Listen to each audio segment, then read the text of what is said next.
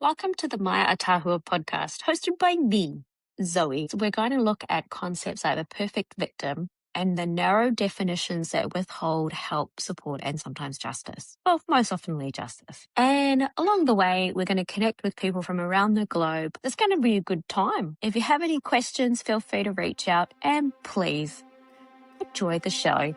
Thank you.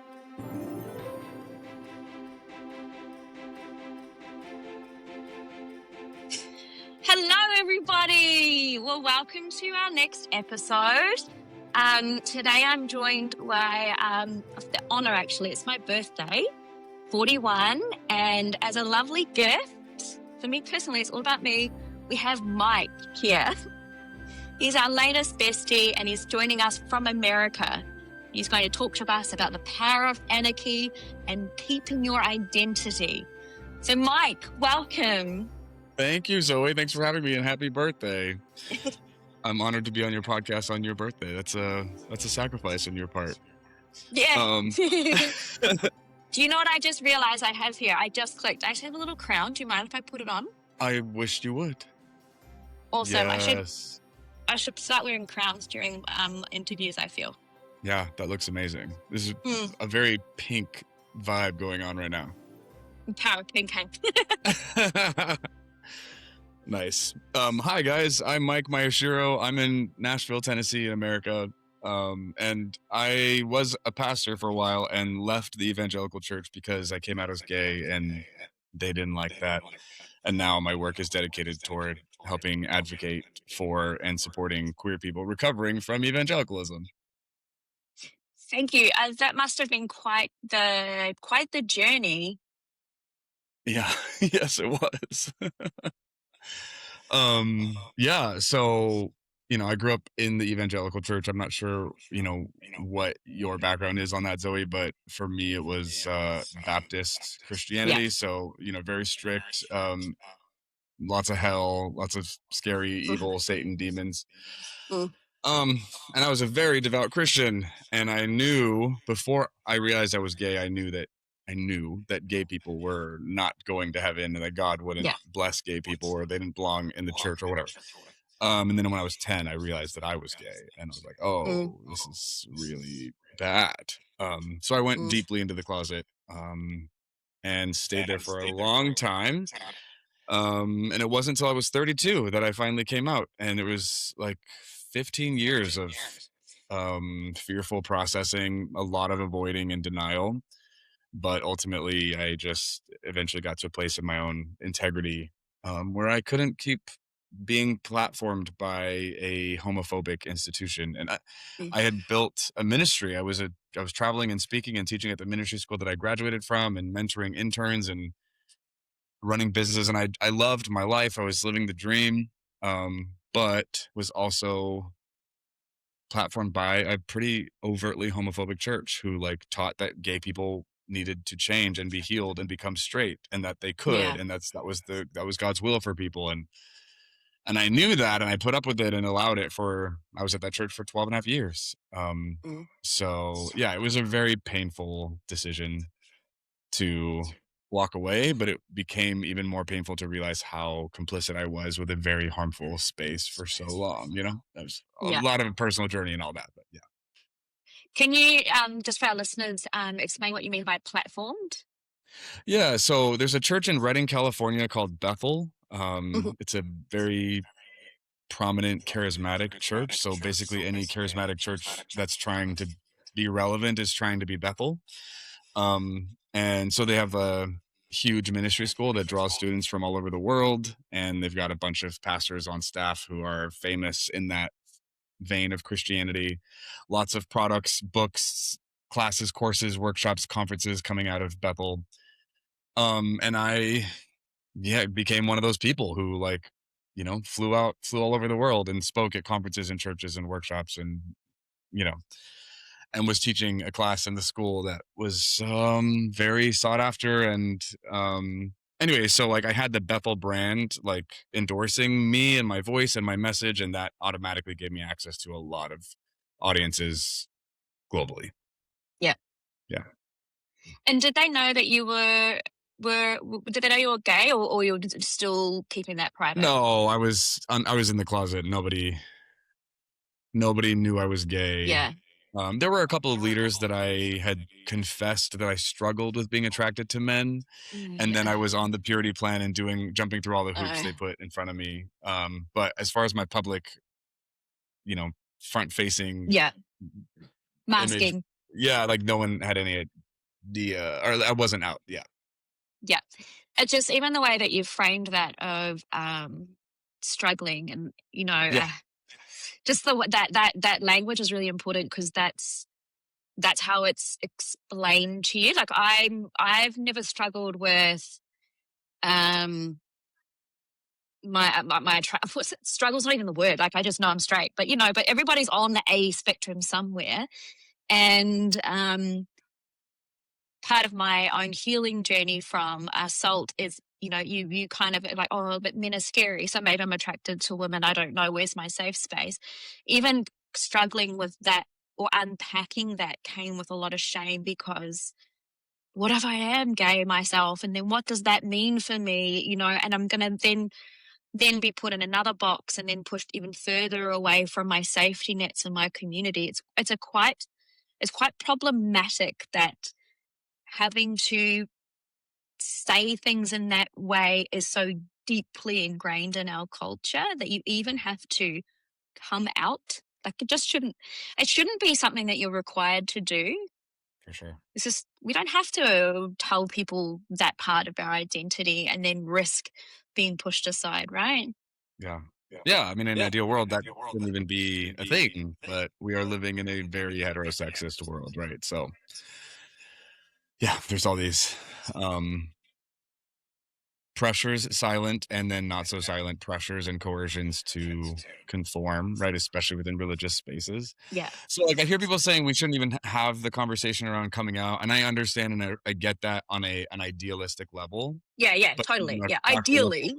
Right. Yeah, in an ideal world, this shouldn't even be a thing, but unfortunately, in reality, I'm like, I think coming out is actually really important for the queer person who's been practicing self-erasure and aligning with their oppressor's views without even realizing it. I think coming out is like this reset and this divesting from an oppressive structure and worldview and ethos and community that is so liberating and helpful. And I don't think everybody needs to do that, but I think the people who are so entrenched and ingrained and identified with a heterosexist community who are queer, I think it's a very important psychological step for them to.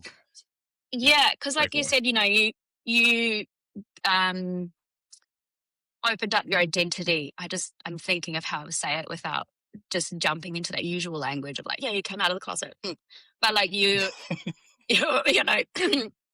allowed other people to see that part of your identity, that private part of your identity, had confidence to share it. So one thing I've learned as someone so you did that in your 30s. I came out with my survival story like less than a year ago.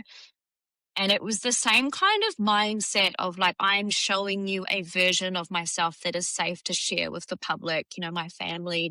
No one knew actually what had happened to me. So I drew on the queer community and how brave it is to come out and tell people who you are and own it. And I look actually to the queer community for a lot of inspiration. And I think, pride is it's actually beautiful. And I am burrowing it a little bit in the survivor space, because also it does include, everybody is impacted by sexual assault and domestic violence. It doesn't belong to the heterosexual world. So I am not trying to appropriate, but I understand that it's included everywhere. And I draw that inspiration from so much from the queer community of just owning who you are and being proud of it. And I just think I just love it. And I think, if you're surviving from assault, you should be proud of yourself. Yeah, totally. But it takes your whole life to be able to come out with it as well, because of how ingrained the shame is around your identity and something that happened to you have no control over, and you must be pure. And that, how dare you be assaulted? You're not pure anymore. Like, you should have known better, right? Totally. Yeah. And also just as someone hearing what you're sharing from the queer community, I love that the coming out journey and, you know, the prices that have been paid in that way is helpful for someone in your position. I think that's amazing and beautiful.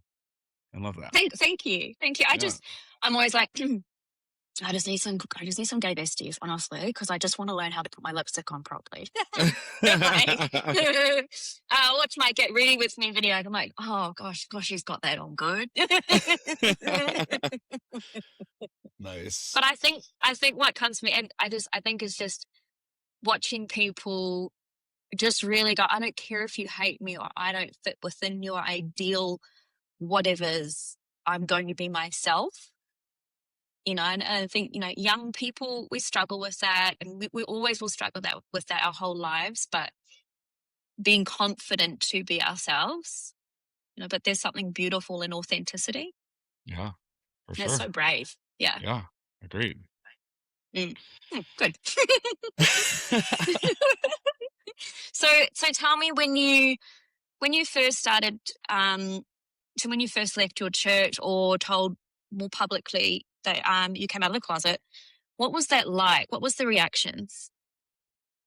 Okay, so I came out in 2020 to people in my life, and then 2 years later in 2022, I came out publicly on all of my social media platforms, and I had built a decent following at that point, so I was still putting content out for Christians. And I wanted to set the record straight and wanted to speak to this because these people were part of the system that was so harmful to me and that wanted me to stay in the closet. So in 2022, I shot a 1 hour coming out video and just told my story as vulnerably and sincerely as I could. And then I published it. So the people that I came out to in my personal life, I don't think anybody was nobody was nasty toward me or rude. Some people were obviously uncomfortable, didn't know what to say, didn't know how to behave, which in and of itself was like pretty disappointing. But I do think the majority of those conversations were positive, and I walked away at least feeling heard and valued, even if they weren't going to be supportive moving forward. But I would discover that later. But publicly with strangers on the internet and then people who did know me that I wasn't super close to, the reaction was volatile. It was nasty. It was loud and like persistent for months. Every day, emails, DMs, comments, like so many people telling me I was possessed by a demon, listening to Satan, you know, a false prophet, a false teacher, a pervert, a pedophile, a child molester. Like it was crazy. Over and over and over and over again, to the point where it actually like did start to impact my mental health, and I had to start shifting some things in my life to like, I don't know, respond to like how toxic it was. So I got a therapist. I started going to the gym. I was going on walks outside. I was talking to friends. I started writing a novel, like a fiction for fun, just to like, anyway, like I did all these different things and it was kind of a little bit helping. And then one day I decided, because like blocking people and deleting comments or hiding things wasn't addressing the anxiety and the fear that was still happening in my body. And then one day I just took some screenshots of horrible things people were saying to me and I published them publicly and just like gave my opinion and responded to the horrible things that they were saying. And people were very interested in what I had to say and like engaging with that. And I was surprised. But what was most significant for me was recognizing how immediately that made me feel safer. Me not pretending or avoiding or denying or running away from what my haters were saying to me or about me, but instead just full on addressing it brought some kind of closure and like alignment with myself. And so then I just started doing that over and over again. All the hate that I was getting, I just started repurposing it as content and teaching from that space. And I became like this, you know, bulletproof, I don't know, kind of virtually untouchable to that kind of hate, like person. Like my skin got thick, I guess, but ultimately it's more like just I defanged these. It was the same boring 13 arguments over and over and over again in different packages, Totally. right? Yeah. There's nothing new or original about it. And so after enough enough of that. It just like stopped feeling threatening or valid, and then sometimes became even humorous to me. Like, it was just funny that these people would just get so upset and say these very silly things that weren't true. They're Anyway, actually so boring. The original, guys. yeah, you're like the 97th person who's told me I'm possessed by a demon. What else you got? Like, that's not new. Get in line. Yeah, right, exactly. So it was like a funny part of the journey I did not anticipate. But that was the thing that was a game changer for me. Yeah. No, I like that, because the thing is that you defanged them. Like, I think when we buy into the bullshit they're selling, then they win. But actually, all these people that say the same thing over and over and over, it's not an original thought. You've thought this for 3,000 years or more, or actually not even, I don't know, it depends, I don't know. But you're a loser. Get an original thought, leave me alone, I'm just living my life. And as soon as you take the fangs out, it actually doesn't hurt. You're just like, what? Why did I care? Yeah. And Yeah, but it's it's a like, hard journey to get there. Yeah. yeah, why did I spend years of my life terrified of these people and afraid of what they think when they're not doing much thinking? Like, there's not a lot of investment or research that's gone into these opinions. They're just regurgitating parroted talking points that they've heard from their homophobic, bigoted pastor, like, anyway. So yeah, part of the reason I do the work that I do on social media is to help show these queer kids who are trapped in those worlds, like, hey, this is not as valid as you think it is, and you're actually more valid than what the people around you are thinking. And yeah, and I'm so thankful to get to hold that position, and I work with people all the time, continuously, who are growing out of those spaces and getting to like reclaim who they are and heal, and it's really rewarding to see that. What is some of the most what has been some of the highlights that you've experienced through working with these young people, or anyone? Yeah, some of them aren't young. Yes. But I mean, I would say like watching them getting to go on a date for the first time, watching Yeah. them recognize that they aren't evil, that they aren't broken, that there's not something vile or twisted about them. Just like seeing their countenance change, Yeah. and their self-acceptance grow, and then watching their choices change and their boundaries get stronger, and they start learning how to stand up for themselves, and seeing just the positive results of them getting clarity around what's been true this whole time is so rewarding. And it's hard to like think of any specific, because it's been like, I don't know how many people in the last several years, right? It's been like many people who I've watched go on this journey and gotten to be part of their process. And ultimately it's just, getting new information and like addressing the holes in your current relationships where people have access to you in ways that they shouldn't, and they're Yeah. saying things to you and treating you in ways that are not appropriate. Once that like backbone gets established and they have a sense of justice and like clarity around what they deserve, that's a game changer. It does take work to get there, but once that line is crossed and the light bulb clicks, like turns on, a lot of the hard lifting Yeah. is over, and now it's just like the practical. It's like, how do you fill in the blanks? But yeah, that's Yeah. really rewarding to watch, because I spent so long being them, right? Like being the same kind of victim to the same kind of violence. And so seeing people being able to like push back and no longer subject themselves to that over and over and over again, that's, yeah, a beautiful thing to watch, especially given, everything that I had to live through.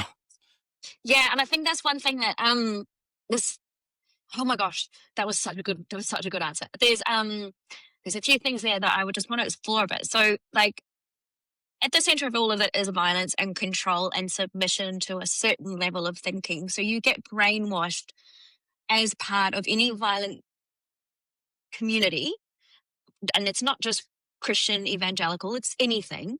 It's domestic violence. You get brainwashed into thinking that the somebody else is less important than you and must behave in a certain way for you to be able to accept them. And it's never about that person being of value. It's that they are submissive to whatever. And then there's obviously someone at their top, and not you, sorry. So the person who's putting the shame on you is wanting to be at the top. And so the way to get there is to push someone else down.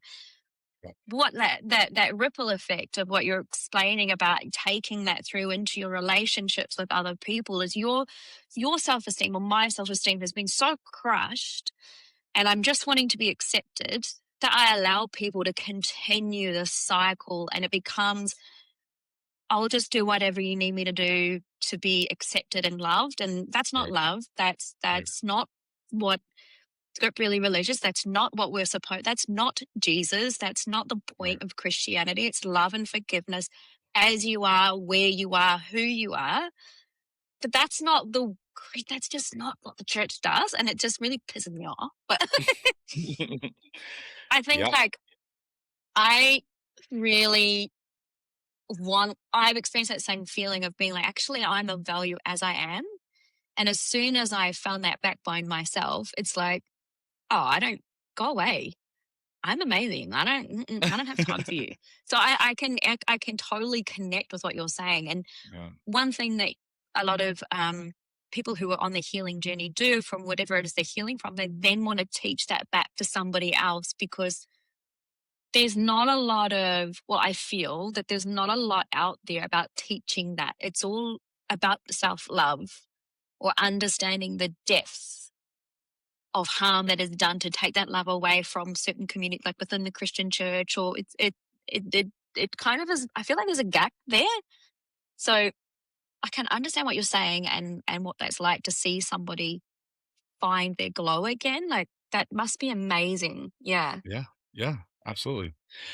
Yeah, I think part of the reason toxic theology and terrible ideas like homophobia get to thrive in spaces like religious, high control religions, like evangelicalism, is because everyone is indoctrinated into such a low self-image. Like, everyone believes they're deserving of hell, that they don't deserve anything good or whole in life. Like, any positive or good thing that happens to them is by the grace of God. Everyone is going to hell except for those who grovel at Jesus's feet and accept this free gift of grace, right? So when you think of yourself and everyone else through that lens, and you're kind of just starting from a place of such intense deficit and worthlessness, then treating somebody like they're an outsider or broken or wrong for whatever reason, but because they're gay, is not too far away. Like, everyone's broken and gross, right? So why is this such a big deal? I know. You kind of just sit back and go, why do we actually care? What does it impact? Why is this impacting you? Why do you care? Why don't you just love somebody? Like, what is that line that love them as I've loved you, or whatever? You know, you're the pastor. You tell me, what was that line? Well, you're kind of putting a couple together. Like, Jesus told his disciples to love people the way he loved them, right? Yes. And then the golden rule is treat others the way you'd want to be treated, right? But yeah, like, that is like the tenet of Christianity, is to love people. Yes. But the thing is, like, if you take, I'm going to love people the way God loves me. If you take that idea in evangelicalism, the problem is the evangelical God is an abuser. Yeah. And so obviously Jesus is a different story, but when you look at the God of the Old Testament, who commanded Israel to do all kinds of horrible, heinous things, and endorsed and like imposed a lot of awful things, and you got this authoritarian worldview where there is a hierarchical structure and the person at the top dictates everything, and everyone else's responsibility is to fall in line. So it's God, and then it's men, and then it's women, and then it's children, right? Like, when that's your worldview, it's not too far-fetched to have your morality be motivated by obeying and submitting to authority, rather than doing what's right and recognizing harm and recognizing bad fruit, right? Like, you don't care when Jesus says you'll know them by their fruit. Good trees produce good fruit, bad trees produce bad fruit. An evangelical is actually incapable of discerning good or bad fruit. They're not able to do that because their rubric is so distorted and so rooted in this authoritarian, abusive worldview that what they think is good or bad fruit is delusional to anyone outside of that worldview, and they can't recognize certain kinds of harm when the person being harmed doesn't look the way they think they're supposed to. Like, they're not capable of it, which I'm not excusing this horrible ideology, but the mindset and position that they're in, they can't love people the way God loves them, because the way God loves them is already harmful, you know? Exactly. Yeah, and I think that's what I was just trying to get to before, is like you as a member of an evangelical community, is that your own self-worth is so low Yeah. that Yeah. you're projecting that onto everybody else. Right. Absolutely. Um, I'm quite interested in the history of the Bible and how it was written and how many translations they are. And I know, like King James, you're talking about the head, and then it's this and this and this. And if you think about if King James, Queen Mary Queen of Scots, very obviously abused son, um, rewrote or translated or whatever the King James Third Bible, it changed, right? It changed because that's the era in history where we went from only the Latin and only in the Catholic Church, and having that mysticism, and there was a different way of practicing, which was very Roman, and it's this history. And then it's become for the masses, and then everyone's got a new translation. And with translations, you lose nuance and context. And along comes King James, who, from what I understand, was probably abused by his caretaker because his mother was taken from him when he was like a few weeks old. Oh, I'm a bit obsessed with Mary Queen of Scots, but I think it's really important, right? It's context. Yeah. If he's gone and written this Bible, and he's been raised by someone who didn't like women, who hated women, and he's written a Bible that is a version of the Bible, Old Testament and New, that is with a head and then layers of submission. And then we take that years later, centuries later, and we practice that.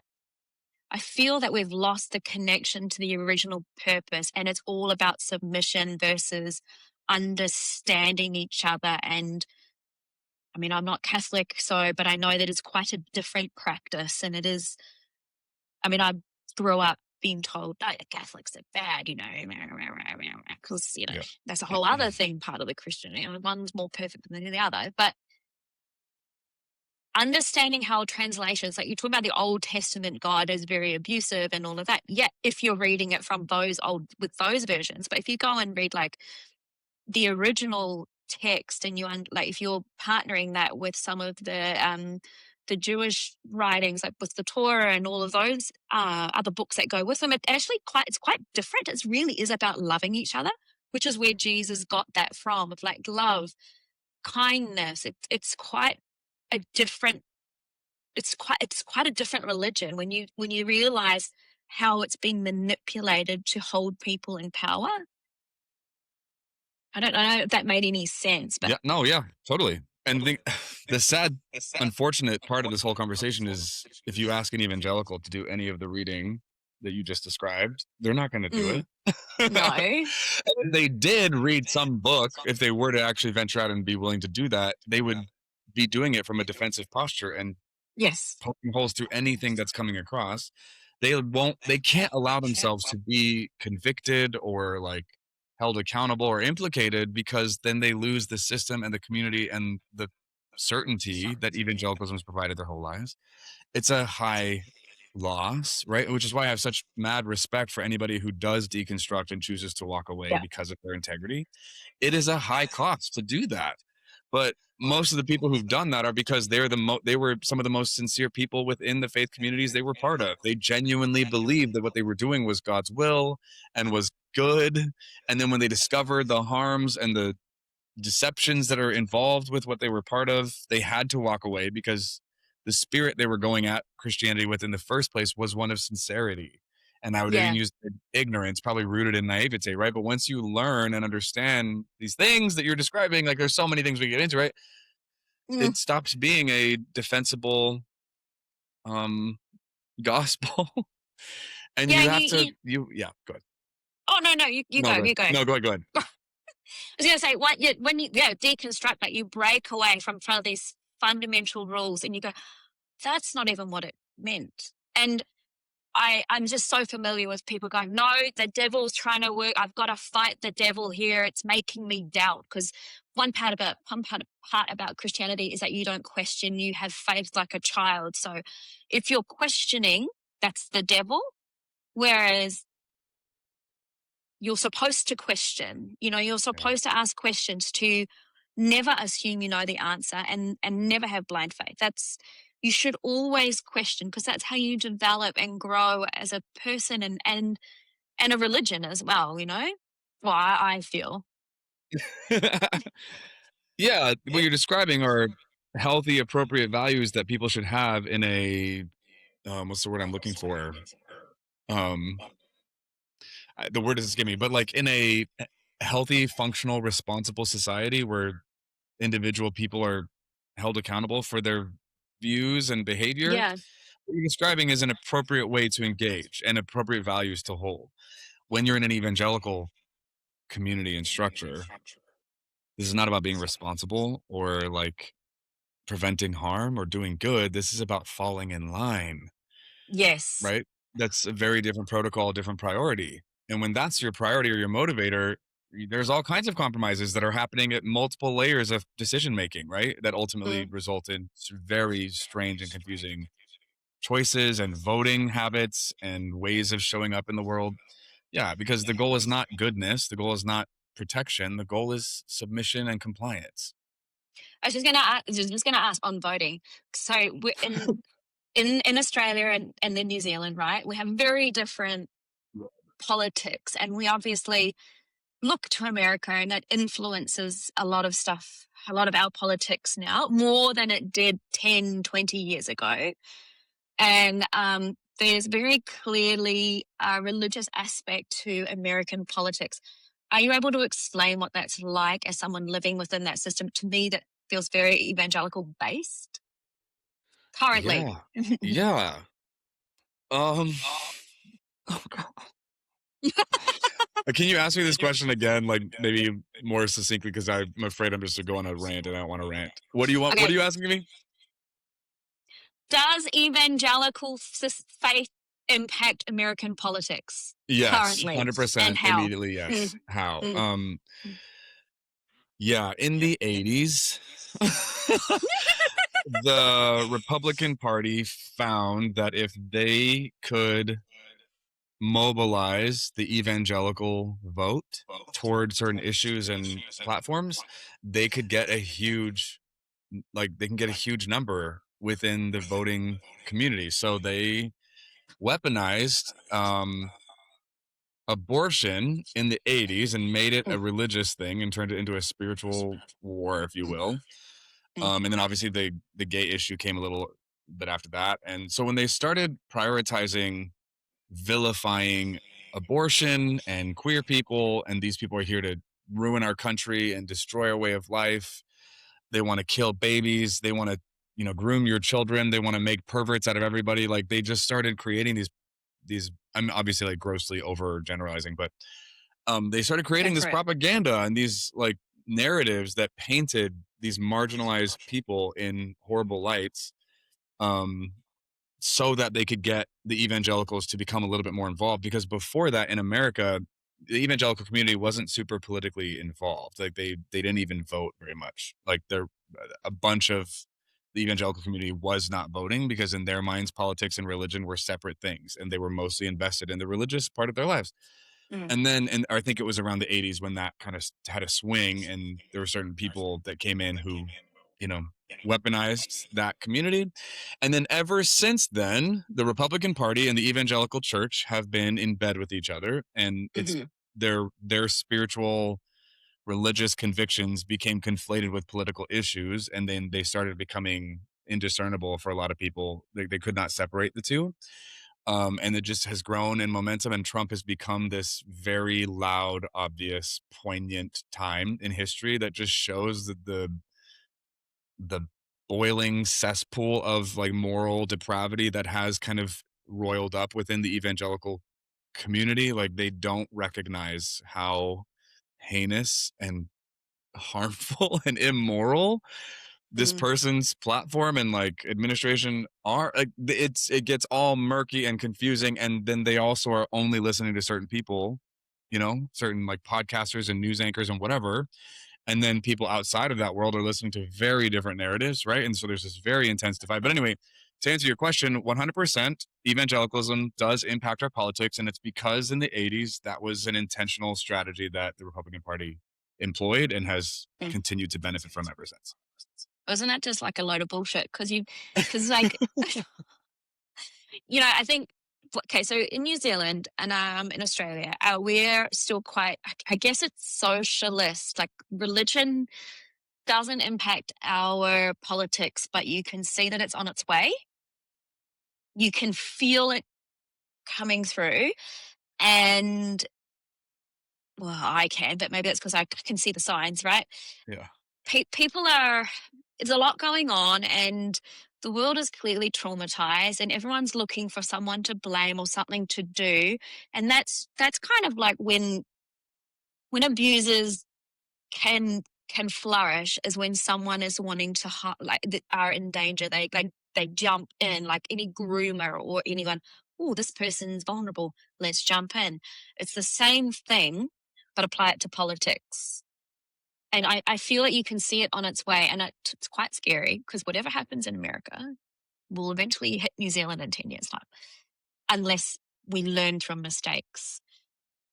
And I just feel that I can feel it. There's a bishop here, I think I've mentioned him to you, who's sprouting off some very dangerous, using his pulpit to spread literal violence. He's talking about having rifles and things like that. And why do we want to see that? He wants to be voted in. And why? I thought you were the bishop of a Christian church. You don't talk like that. Like, what are you doing? It just doesn't make sense to me that you would want to preach that in the name of God. That's not what we do. But then, like any evangelical, they go and they pick a verse that backs them up without context. And as you said earlier, in the Old Testament, God told Israel to do some bad things.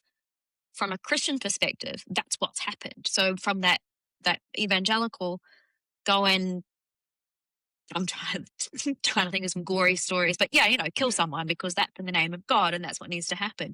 There's also a whole country's history and wartime history that may not actually have, but it's being retold from an evangelical perspective. Like, well, God told me I'm allowed to. Yep. That doesn't mean that the people that were there necessarily wanted. It's a war, or talking about. I'm thinking about there's a lot of stories there, or like chopping up of a woman and leaving them on the doorstep. There's horrible things that happen anywhere. It's not necessarily the Old Testament God, but a lot of evangelicals will take one story, one sentence, and then apply that to current time.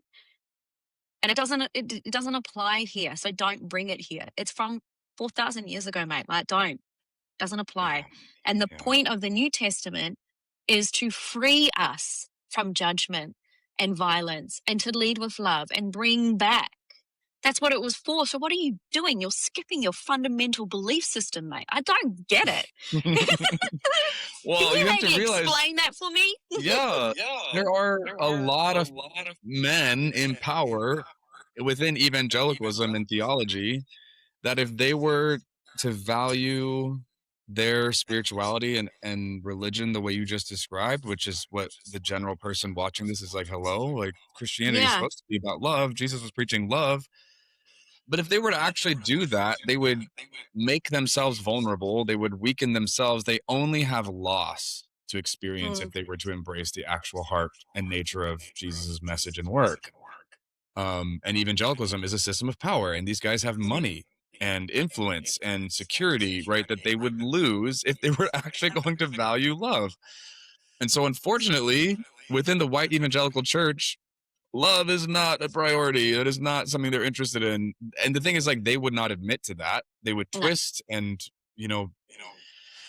yeah, it's like mind-numbing to listen to and try and dialogue with somebody who's so entrenched in that world. But they genuinely think they are loving people through the twisted, warped understanding of how they think morality works based on that authoritarian, right, belief system. So they think, like, for example, if I'm gay, no, sorry, I am gay. Me being gay is being seen as a sin. The loving thing to do for them is to warn me of hell and not support or accept my lifestyle. There's all this dehumanization that takes place in order to justify their moral stance, right? So the loving thing for them to do is to refute my truth that I'm deluded with, right? I'm just like trying to find excuses to sin. I'm giving into my flesh. I've decided not to follow Jesus. Like that, those are the only explanations for how I could possibly enjoy being attracted to men and actually embrace that about myself. So the loving thing to do is to tell me I'm going to hell and to not come to my wedding, not engage with my personal life, like to ostracize me. That's the loving thing to do, which sounds crazy to anyone else, but to the evangelical world, that's the loving thing to do because they've rebranded and redefined what love looks like according to the authoritarian worldview that they, drink so deeply from. I know, it's so weird because, like, didn't Jesus say he who was without sin throw the first stone? Like, there is not a quote from Jesus you can give them that's going to compete with the indoctrinated belief system. Oh, I know, and they'll immediately have something to come back. It's not worth your time. Like, just don't worry about it. Just because they're on the their thing own is, like, journey. they are not capable of listening to you. You're not having a conversation. No. It's not good faith dialogue. It's a very different kind of exchange. And so eventually it just stops being worth talking to them at all about any of this because you're not having a conversation. There's no possibility for progress, right? In the dialogue with people who are so entrenched and committed to that. You have to find someone who is on the way out already. Right. Or there has to be some kind of dramatic life event that shakes them to their core that then causes them to have to ask questions. Usually it's one of the two things. They're either already asking questions and on their way out, or they get shaken by some kind of event outside their control. Yeah. Well, I feel like, and I don't want to throw my family under the bus. Sorry, Mom, if you're listening. She's very supportive. It's fine. And so is my stepdad. Okay. So the very religious people who've grown up, we've been Seventh-day Adventist, we've been Baptist, Church of God, was it AOG? All the things, Brethren, Open, we explored all the religions because looking for the right one that fit, wanting to learn and I feel like make up for their own mistakes when they were young people. And I'm like, do you want mistakes? What, you smoked marijuana? Who cares? You had a child when you were 19. Oh, first of all, that's not your fault. That's a whole other story, yeah. But they bought those rules in on themselves. And then as children, there's 8 of us now, growing up in that quite religious, like we're homeschooled through Mennonites. Wow. And is it AC, Accelerated Christian Education, from America? It's like the homeschooling. Yeah. So I get it. And part of those teachings, it's when you're doing those textbooks, they're not about education, they're about submission. So as children growing up, well, specifically me, it was submit to the head of the family, the priesthood holder. In your brethren, you're wearing a scar, a shawl when you go into church when you're older. You submit at all times. You would do as you're told. You don't question. So what has happened to me is that I then met my biological father, who jumped into quite vulnerable. We never ask questions. We have blind faith. We do as we are told. And then I don't know if everyone will agree, but kidnapped, trafficked me to New Zealand, withheld my passport. This is real. I had a lot of that from my family for 20 years. So when I came out last year and said, actually, Mum, this is what's happened. I didn't leave by choice. It's not your fault either. I've learned the truth of that. Actually, the police knew. It's a whole, the reality, it shook us through the core of our understanding of doing as we're told and don't question and hold the responsibility yourself. You're responsible when something goes wrong. It's like, actually, you're not responsible, Mum. You're not responsible, Dad. That asshole over there tapped into everything that we believe, weaponized it against us, and destroy us as a family.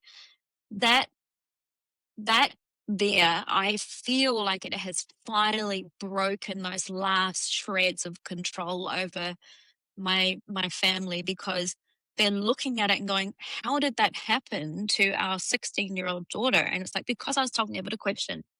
Never. Do as you are told. Just, you can't fight back. You just have to ask nicely. And then they're like, we never told you to do that. I was like, I know you didn't, but look at the environment that I was raised in. Like, Right. Seventh-day Adventist church, you're not allowed to dance, you're not allowed to do this, eat bacon, far out. You can't do anything. So along comes someone with, hey, would you like a drink? And you're 16. You should smoke marijuana. You're like, what? I don't have anything in my control to know how to navigate this stuff. And then they themselves are like, my parents in Australia don't know what questions to ask or how to challenge or push back. Not, they've had their own wings clipped. Yeah. And I think this is where it's someone who was already on the way out because they're like never really felt supported, but now they're really like changed their perspective on all of this fundamentalism. Doesn't mean that you lose faith, but it's fundamentalism that has been rocked. And I think it's good to see them finally dropping some of those arguments and those defense mechanisms around just some dumb stuff. I'm like, no, please don't say that. Yeah. Yeah. Wow. Sorry, that was an info dump, but no, yeah, thanks for sharing though. That's wild. Yeah. And you're right. It's pointing to the disempowerment that comes from what this way of interpreting the Bible and this version of Christianity that just like strips you of your autonomy and your recourse. Yeah. Like you are left without a lot of options.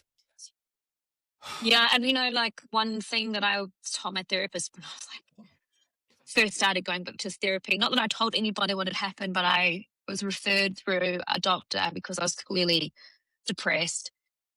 And she was like, she goes, that didn't need to happen to you. I was like, oh no, God, I don't know, I was being punished. It was, something, there was something that I said that now I look back and go, geez, I was still so brainwashed before I even met this person, I was already brainwashed into a way of thinking that I just allowed things to happen and then accepted it. That's my fault. And I'll just have to, God will punish him in his time. You take away control, that person's control of themselves by just diminishing self-esteem. So you allow violent, negative, abusive relationships through your life. Like you said, you've seen people refine their spine and defang and glow and grow. Like that's so empowering for someone who's had everything crushed out of them. Yeah. Yeah, totally. Yeah. And I remember like when I first started my coming out process, I knew like, what do I do with the Bible? How do I reconcile what I believe to be true at the depths of my soul to like everything I've been taught my whole life? And the idea of going on that journey of facing the theology and the Bible and the verses that are used against gay people, like that felt overwhelming, like a daunting journey. I'm like, do I even want to start this? Like, is there an end? Will I ever actually know? Like, it was a lot. It was like very mentally and emotionally overwhelming. And thank God I finally got to a place where I was ready and I just did it. And I didn't know how it was going to go. I just had, I guess, faith that what I was doing, had legs and was going to go somewhere. And it took about 9 months of rigorous, like unrelenting study to finally get to a place where I felt fully convinced that the Bible is not talking about gay people in any of those passages. And I agree, and I'm not gay. I agree. Thanks.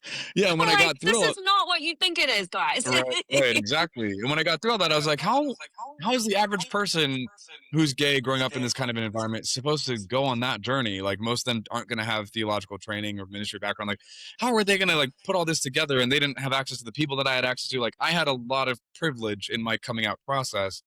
I was like, how are they going to do this? Which is why I pivoted my work to prioritizing those people, because I wanted to just get those resources on a lower shelf and make them more accessible. Not just resources, of course that too, but also just like support and spaces that would allow them to be where they are or where they aren't and be able to move forward and to not be trapped. And yeah, it's a lot. So, and I forget why I'm saying that, but that came up from you. It's natural. It's natural, babe. Do you know like the deconstructing the bullshit, but one thing that I had to go through was also, yes, rereading the Bible over the years.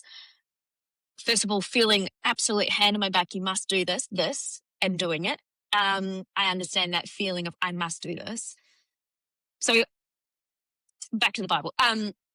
Deconstructing some of those theologies or those passages that are clearly not what we have been taught. One way I've done that is I've tried to go back to, okay, well, understand that King James totally stuffed it up.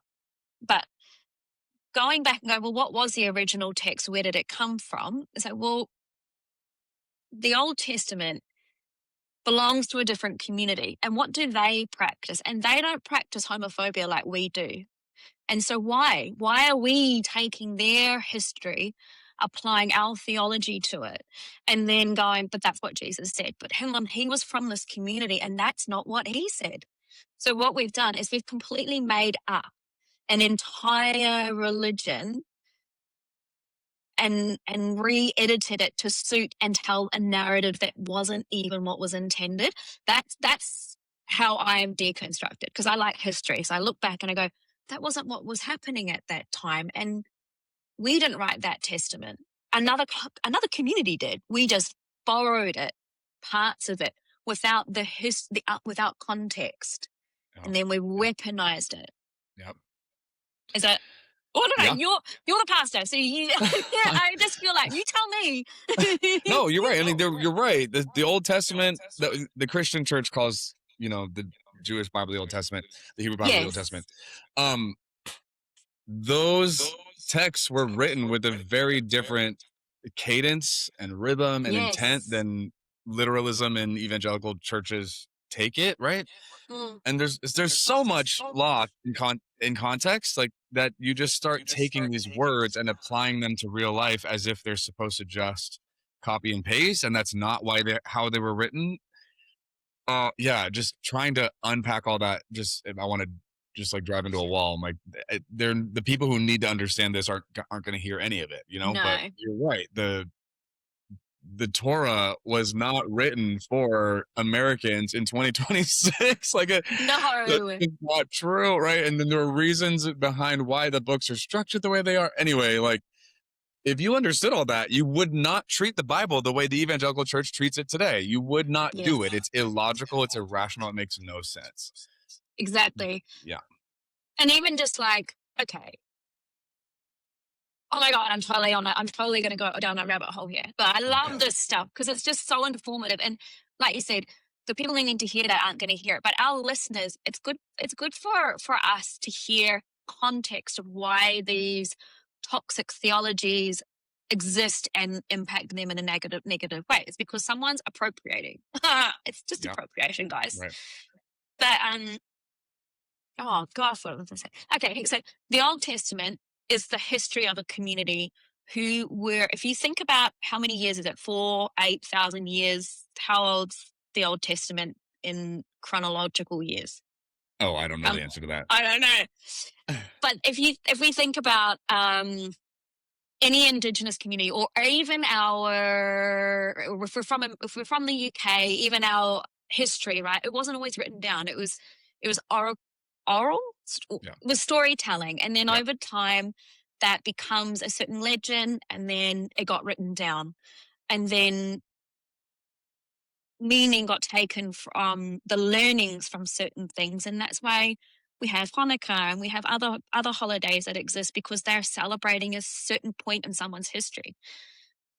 Just like Christmas is part of our history as white people, for European history, right? And then we've gone and turned it into some other things, and that's fine.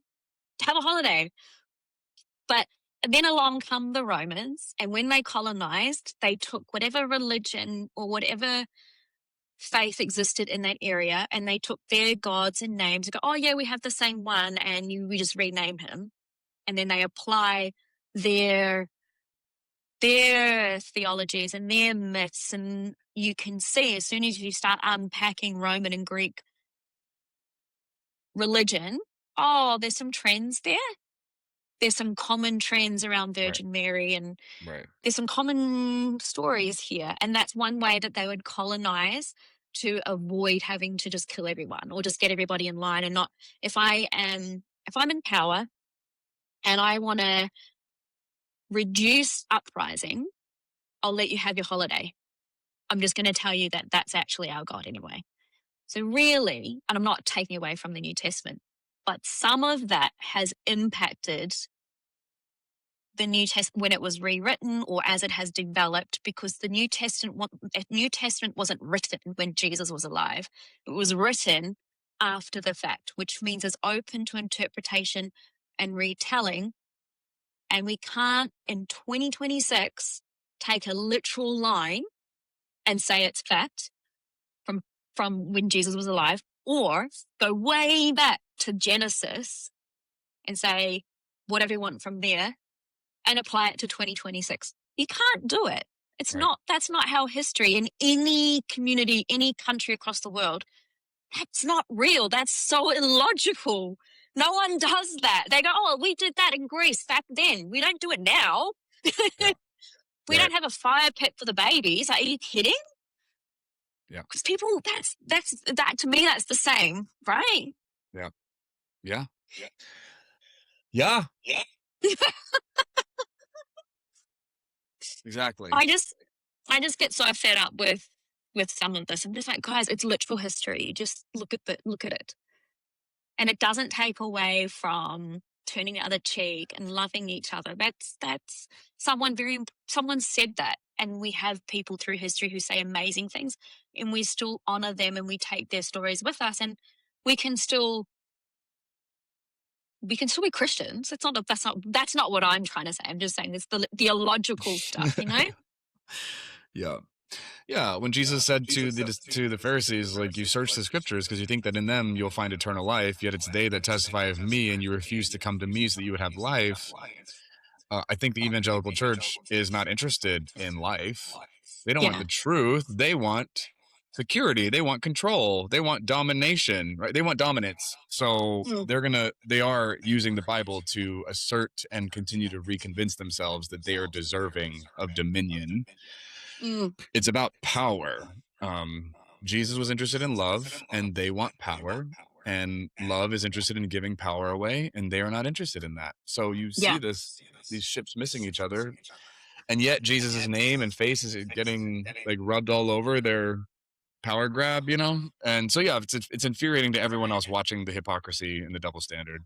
It's infuriating. So infuriating. Yeah. But when you start understanding like that this is not about the truth, this is not about loving your neighbor or what Jesus had to say, this is about staying in power and maintaining that seat, like, okay. Yeah. And I think, one thing that is missing is that Jesus, like you talk about it in your, like, you can elaborate a little bit more, but I've seen your post and your talk about God loves gay people. God loves us. Jesus loves us. We are important. Like what's that been like to reclaim that part of the religion? That's a good question. I don't spend a lot of energy trying to uphold Christianity anymore. I do still consider myself. Yeah. Sorry. Yeah, but so the thing that really bothers me is how many gay people I've encountered since I've come out who have walked away from spirituality, from faith in general, whether it's Christianity or otherwise, because usually it's Christianity because I'm in America, because they understood in their experience that God rejects them based on their religious community rejecting them. And I'm over here saying what your bigoted religious people said and did is not reflective of who God is or what God is saying or doing. Like, those are not the same thing. And so if there are gay people who genuinely do want to pursue and live out a spiritual life, if they want to practice and cultivate faith in their life, especially with the community, I want those gay people to have access to that. I want them to have every opportunity because they are fully deserving of that as well, just like anyone else. And so it really bums me out to see queer people spirituality-less, because I've been on dates with guys where I'm like, we're talking about this stuff and it comes up and they cry because they are starting to recognize, like, they wish that they could have still had it, and there's some part of them is still connected to it, but it's been years and they don't even know where to start. because when they walked away, it was a survival choice, and it was a way to just make do with the situation they found themselves in. So I'm not faulting them for the choices they made, but if a part of their well-being and their capacity to actualize as a person is being stunted by trauma and like bigoted groups saying they don't deserve something or aren't worthy of something when it's not true, I'm like, I want to at least give them back the choice. I don't want them to be Christians. I don't want them to not be Christians. I don't care what they choose. I want them to choose what feels the most authentic and life-giving for them. And if it's Christianity, then they should be allowed to have that. Yeah. So I really do care about that. I think that's really a big, severe injustice that's done against queer people, and the gay community is not interested in defending. The gay community wants Christianity out of the picture, and I'm like, oh, I understand that, but I do think it's a reaction, right? I don't know that it's like coming from. So yeah, I do hold for the people who do care about that and want it and would be nurtured by it. I want them to have access to it. Yeah, and that's why I'm like, I feel like I deconstructed things for myself when I went back and realized, like, oh, hang on, this is the wrong the teaching has been repurposed. It is about love, and Christians, I do not call myself a Christian, but nice. Good on you. The spirituality has been removed, and that's claiming that back is part of healing. When you go, hang on, there's a lot of peace that's taught here, and a lot of love and a lot of empowerment that is actually taught. We just had that removed from us. Yeah. And we got taught a whole lot of other stuff. I can't really be bothered going into that. But, you are allowed to find comfort in Psalms or Acts or wherever you need to be. You're allowed that as someone whose identity has been weaponized. Just claim it back. It's yours. It's your choice. Yeah. You're welcome. Yeah. Yep. Exactly. In the community, I mean, you're welcome. It's not you're welcome. Yeah. Obviously. Yeah. Nice. Before we go, I just wondered if you could please correct the record for me. I was recently talking to Anne Foster about the Virgin Mary and purity culture, and I totally stuffed up what I was trying to say. I don't know if you around Catholic mysticism and it's not the Virgin. Oh, far out. I need a coffee. Another one. Immaculate conception didn't necessarily mean she's a virgin. It meant she was perfect. What is the difference between Virgin Mary and immaculate conception? Do you? I did not spend much energy or time studying Mary, so I don't know that I'm someone who should be called on to clarify that. Yeah, I don't know that I should be commenting on that. I'm not. That's not my area of focus. That's fine. So, sorry, I'm gonna have to bow out on that one. No, you know what? There's power in no. That's fine. Yeah. Yeah. There's power in admitting I don't know the answer to that question. Yeah. Yeah, and there's power in me going, no, I think I stuffed that up. I just was like, I don't think she was actually perfect or a virgin, so can we stop trying to be Virgin Mary? Stop. Yeah, and like what you and I both did, I was not allowed to do when I was in ministry. Yeah, exactly. Yeah. Exactly. So there we go, guys. You're allowed to not know the answer, and you're allowed to say no, and you're allowed to go, I'm not actually perfect. You're allowed to admit you made a mistake. Yeah. Yeah, exactly. Yeah. And I can set the record right. I don't have to double down. Right. Yeah. Right. But I was right. No, I wasn't. I stuffed it up because I wasn't prepared. Yeah. Well, thank you. It has been an absolute honor to have you here on my 41st birthday. It's been an honor to be here, Zoe. Thank you for having me. Well, I really appreciate it. I know you've been traveling, you've been busy, you went to the dentist, and you wore shoes. That's true. I wear shoes now. Oh, God. That's hilarious. I think I'm going to have to find like a good supply of crowns for the future. Yeah, it looks great.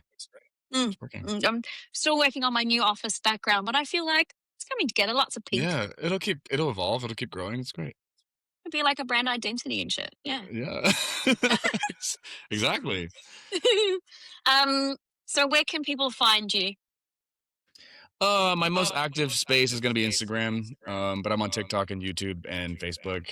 And then I have a Substack called God Made Me Gay, where I publish writing every week. It's a paid Substack. My website is MikeMaeshiro.com. That's where all my work and services are provided. And I have a podcast as well. Confessions of Reformers. Yeah, so my name, Mike Maeshiro, it's probably going to be the best way to find me on any of those places. Oh, awesome. Okay, well, everyone's going to go and listen, I'm sure. They will. Well, thank you. You're welcome back anytime. If there's any other words of wisdom that you'd like to share, come back. Great. Love it. Thank you. Yeah. Cool. Right. Well, thanks, guys. This is Mike. Bye. Bye, guys. Thank you for listening, guys. I hope you had a good time. I know some of these episodes might be distressing as we covered some gnarly things, so please reach out. We're all in this together and we all deserve the right to sparkle, we all deserve dignity, and we all deserve joy. If you're unsure who to speak to, come find us over on Instagram and we'll help connect you with the local service. Okay, love you, bye.